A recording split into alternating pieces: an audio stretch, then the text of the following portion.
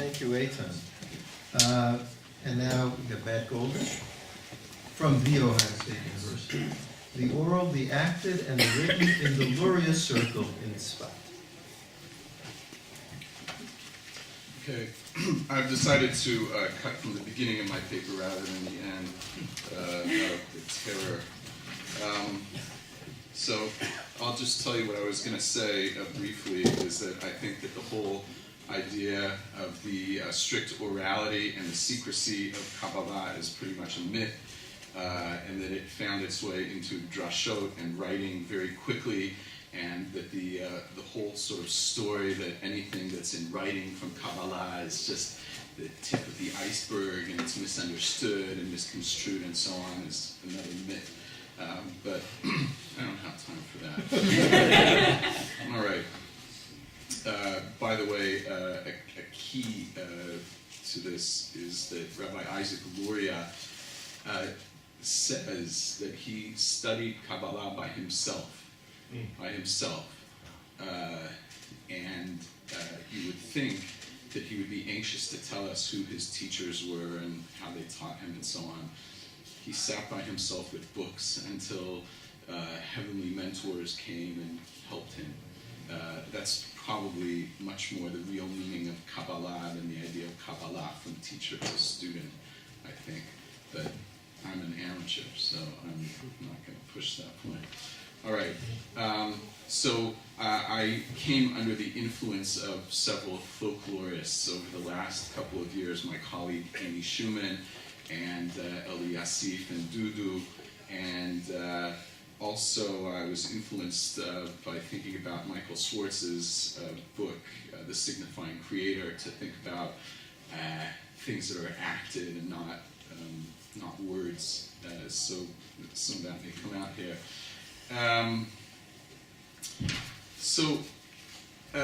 What I really want to talk about is the interactions between the oral and the written and the theatrical, I think, or the acted in the among the Kabbalists of Tzfat. And I'm actually going to start before the Ari with what may be the most famous text of Jewish mystical experience.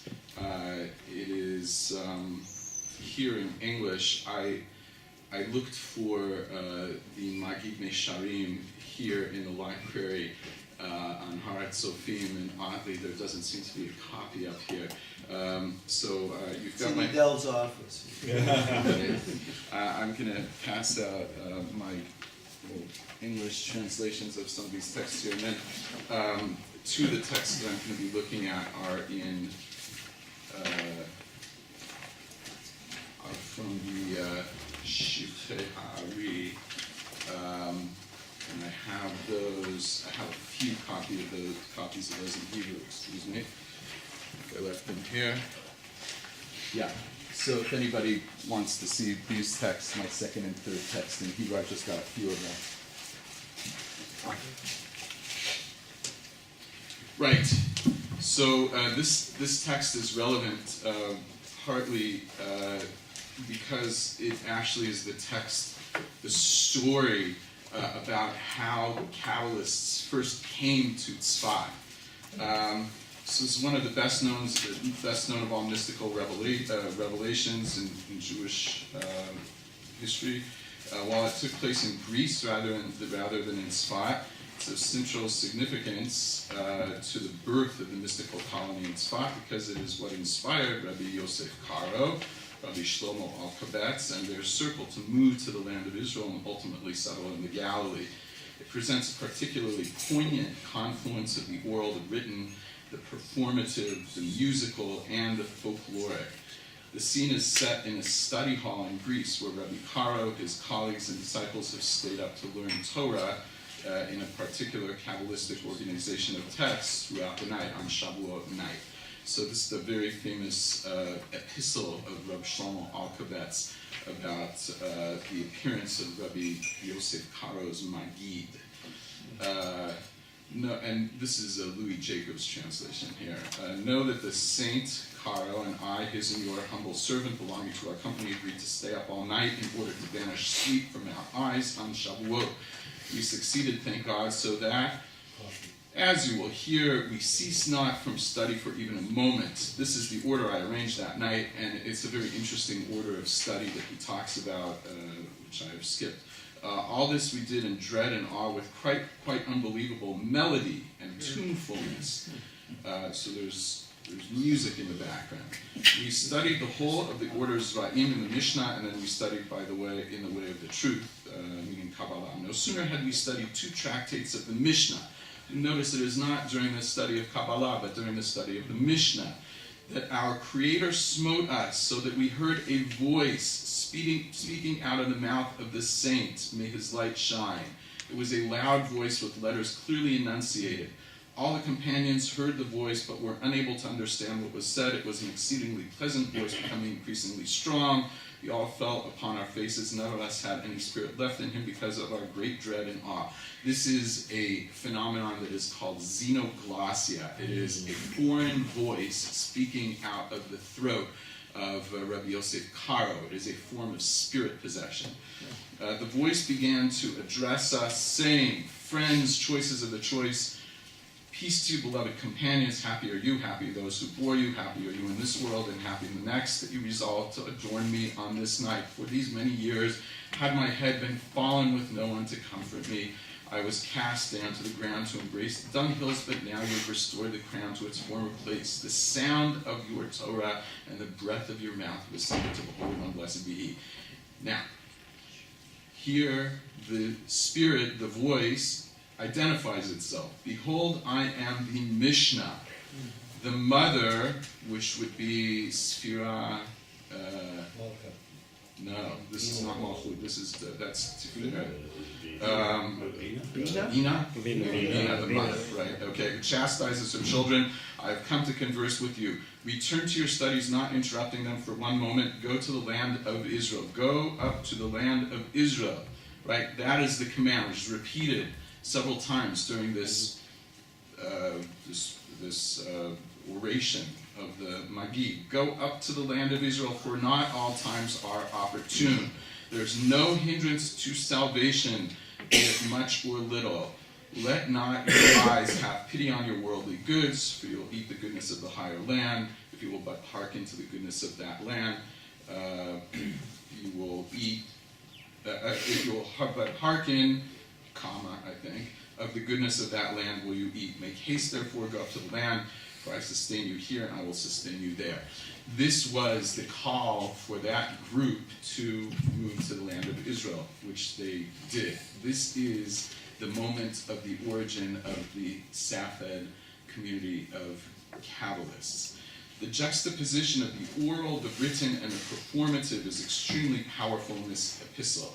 The medium is a circular letter to the sages of Saloniki, a written document. So this story circulated in writing.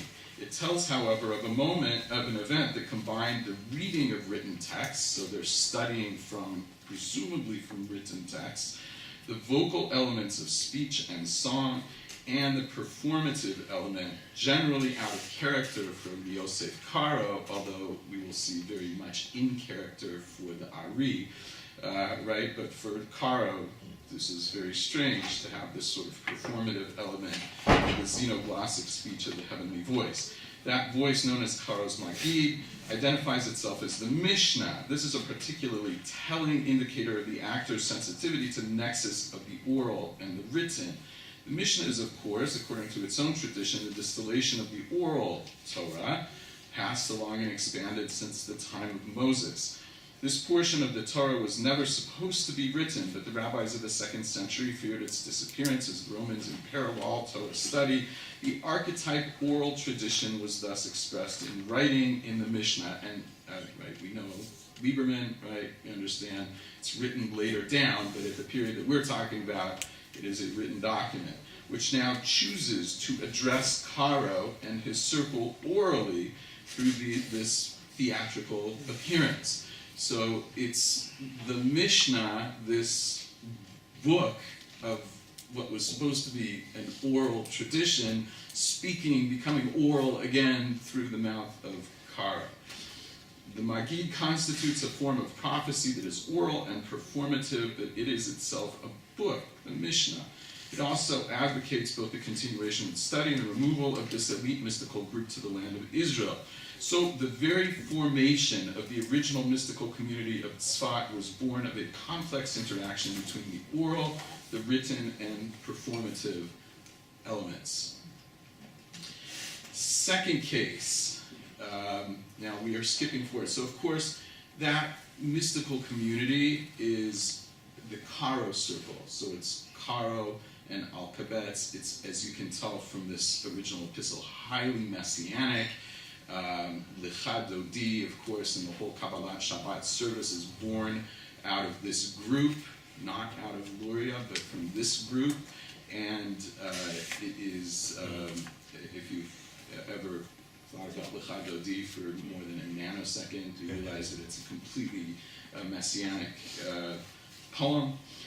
And this is the birth of this group. So, Luria, who is born in Jerusalem in 1534, but lives most of his life in Egypt, shows up in Tzfat for all of 2.5 years before he dies in a plague. He is much, much younger than most of the people in this group. Karo was born in Spain. He left with the exiles in 1492 at the age of 4. So this group, the older group, right, and they're there, they establish the traditions, they create the Kabbalat Shabbat service, and Luria comes, and in a sort of stunning, almost unbelievable situation, many of the disciples of Rabbi Moshe Cordovero, who passes away shortly after Luria arrives, now become students of the Ari. And there is some tension between the Ari and his students and the older circle of Kabbalists. So that's what our other cases involve. So here is the story, the student of Rabbi Moshe Cordovero, and here is the story. It also occurred one time that Luria was expounding to the colleagues in the evening, and a student from among the disciples of Rabbi Moses Cordovero was present. This person retorted to the Rav, to Luria, on the topic that he was discussing, saying that Luria was not in accord with the opinion of his teacher, Rabbi Moshe Cordovero. So a Cordovero student comes and he starts giving Luria a hard time that what he's saying is not right because it's not what Cordovero taught. So the Ari turned to one side, and there's an empty chair over there, and he's silent for a few minutes. The student asked, why is the master being silent? He responded, know that the soul of Rabbi Moses Cordovero sits in that chair listening to your words, and he says to you, you speak falsehood. The student replied, who can prove it? Here you are talking to an empty chair, and you tell me that it's my teacher Cordovero, and he said that I'm lying. Come on, right? So Luria told him, wait. Then he turns a second time to the side and speaks to Cordovero. He returned his attention to that student and told him, this is what Cordovero said to me. You should go to his wife, that is the wife of Cordovero, who's still living there, and tell her that she should give you such and such a book, open it to folio such and such, page such and such, where you will find his explanation written down which accords with my words. In other words, presumably this is a manuscript of Cordovero that his wife has at her house. So the student goes and asks for the book and checks the page that Luria tells him, and he found written there what Luria had stated. This story, like the previous one, combines elements of the oral, the written, the theatrical, and the folkloric. It also adds an additional element, which is the polemical element. We begin with Luria being doresh, i.e. he is delivering an oral discourse. Luria is all about the oral. We hardly have more than a few lines written by Luria altogether. He is all about speech. He is all about the oral. So he is doing what he does. He is being doresh, speaking. This was his normal mode of communication with his students. Indeed, he left almost no writings. Luria's orality stands in stark contrast to the teaching of Caro, whose eminence rested heavily on his written works and their wide dissemination. Indeed, the sole, and I think the only oral report about Caro's Maggid, which we noted above, comes to us through the written record of a disciple. Luria's interlocutor presents an oral challenge to Luria. A more traditional sort of scholar than Luria might have responded in various ways. How would you respond if this was you giving the talk, right? First thing is, he could tell the guy, he could just tell him, well, go to Cordovero's house and you'll find this, thing, and here's where you can find the answer to your question. We'll show you that I'm right. Just tell him where it is, right? Another way he could have responded was by saying that he, Luria, was not a disciple of Cordovero, and therefore there's no reason that his teaching should be in accord with that of Cordovero, right? Or you could do what I would have done and tell the guy to gay Pfeifen, avoid interrupting me in the middle of, right? Get out of here. But he didn't do those things. Luria's response is both exemplary of the theatricality of his style, as it is painted in the hagiographic literature, and folkloric in its contribution to the legend cycle of Luria's memory. He performs an odd act, which, in the rhetoric of the polemical narrative, is bound to elicit questions, like the rituals, going back to what somebody said earlier, of the Passover Seder. Why are you doing this? What is the purpose of this, right? The theatricality of this moment allows for a host of lessons which Luria, or more properly the narrator of the tale, wishes to teach. First, Luria's mystical powers are far superior to those of the Cordovero student or anyone else present, since he can see Cordovero's spirit when nobody else can. Second, while we are not certain that Cordovero has been present for the entire discourse, it appears likely that he was there throughout, suggesting that after Cordovero's death, he has become a disciple of Luria too. Cordovero was from the older group. He was from the Caro group, right? He was a much senior scholar, right? But now he's a student of Luria. He's sitting in a chair during Luria's discourse. Third, Luria establishes his absolute expertise in even the most obscure doctrines of his predecessor, Cordovero, unknown even to the students of Cordovero. Thus, while Luria is all oral, his knowledge extends to all that is written.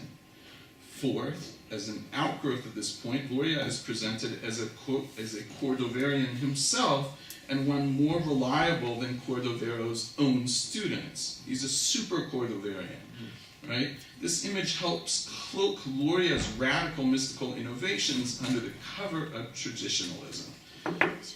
Fifth is, of course, that Luria makes members of a competing mystical circle look foolish. The overall effect of the story is to tie together the oral, written, and performative aspects of Kabbalah, to connect them to the folklore of Luria, to appear to support the tradition of Cordoverian views, and at the same time to undercut the image of the Cordovero circle in Tzfat. Whatever did or did not occur in reality, the impact of the story is it is preserved in Toldot Hari, performs multiple services with a very small story. Okay, the third case, which I'll try and run through very quickly, is the story of the Ari and Rabbi Moshe Alshich, and I'll just summarize the story verbally. The Ari is famous. People from the Cordovero circle have gone to study with the Ari, and the story is that Rabbi Moshe Alshich, who is a very senior scholar, right, and the author of a very famous Tanakh commentary, is now begging the Ari to accept him as a student so that he can go and study Kabbalah with the Ari, and the Ari has turned him down. The Ari tells him that his soul, Al-Sheikh's soul, has come down into the world to write the books of Pshat, that he writes, the commentaries on the Torah, Pshat, right? Now, well, I'll have more to say about that in a minute if I have time, but Al-Sheikh is not satisfied with this, and he thinks that he's just being put off and that he's not considered to be on a level to be doing Kabbalah. So the Ari tells him, your soul is a nitzotz of the soul of Rav Chutzpit ha-Meturgeman, right? And that in that existence you were, a master of all wisdom and all of that.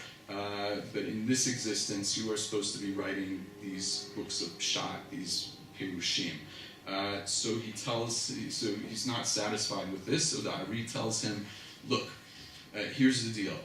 I and the companions, that we go out to receive the Shabbat, right, in the field, and we pass by a certain point. Tomorrow is Friday. If you see us tomorrow, you'll know that I'm just telling you off. If you do not see me tomorrow, you will know that I'm telling you the truth, that God did not send you into this world to learn Kabbalah, that you should keep writing your books of Pshat. And the long and short is that Al-Sheikh goes and he waits at the crossroads where he knows the Ari and his group are going to pass, and he's waiting there all day and waiting, and just when they're coming, he falls into a deep sleep, and he misses them completely, and the Ari sends somebody to go wake him up and bring him home so the locals don't kill him, right? And he is satisfied that this is a message that he is supposed to be working on his commentaries on Pshat. Okay, like the previous tale, this one addresses the tension between Luria and the earlier Caro Cordovero circle in Tzfat. This group was both older than Luria and antecedent to him in its presence. This story again preserves the image of Luria as greatly superior to those senior figures while showing them a patronizing respect. It also offers a nexus of the oral, the written, and the performative. And by the way, Kabbalat Shabbat is a service that was created by the Caro circle, the earlier circle. It is Luria who added the theatricality of going out to the field in white clothes to accept the Shabbat. And it's a little bit of crust that he is telling somebody from the earlier circle, from the circle that created Kabbalat Shabbat, that he's telling the story that he falls asleep at the moment that they're coming back from Kabbalat Shabbat, that his soul isn't apparently high enough to be at this elevated level. I want to, I'm at the risk of running over my time, the one thing that I want to focus on in this story is the place of Rabbi Chutzpit HaMeturgeman. This is the source of Al-Sheikh's soul, and this is a really nice piece of rhetoric. What is a Meturgeman? Rabbi Chutzpit is from the 2nd century. He's from the same period as the great heroes of Jewish mysticism as they have been created right in the period of the Zohar, Rabbi Akiva, right, who's from the Arba Shnichnos to the Pardes, and the period of Rabbi Shimon Bar Yochai, the purported author of the Zohar, that he's a Meturgeman. What is his job? Well, somebody reads the Torah in Hebrew, he's translating it into Aramaic so that everybody, the Amcha, can understand. That's the guy who's the source of Al-Sheikh's soul, right? In other words, he's telling Al-Sheikh, you're all about the books, right? You're all about and by the way, Al-Sheikh is not writing Pshat. If you know Al-Sheikh's commentary, it's really much more, it's drash. It's not Pshat in whatever way you understand Pshat in the 16th century. So it's so patronizing, right? And that his soul is going to be the soul of the Meturgeman. Your job is to take the written Torah and explain it to the simple people in a way that they can understand it. That's your job in this world. So in short, these are just, I don't want to say this is a random sampling, but you can go through the Shivchei Ha'ari, the Toldot Ha'ari, and find story after story that has this combination of the oral, the written, and the theatrical concerning the Ari. And these are the elements that create the folklore of the Ari, the stories of the Ari. They reveal the underlying tension, right, that was missed by generations of scholars between the original Caro circle and the Ari in his circle, and they do it in a subtle way that involves these three elements: the oral, the written, and the performative. Thank you.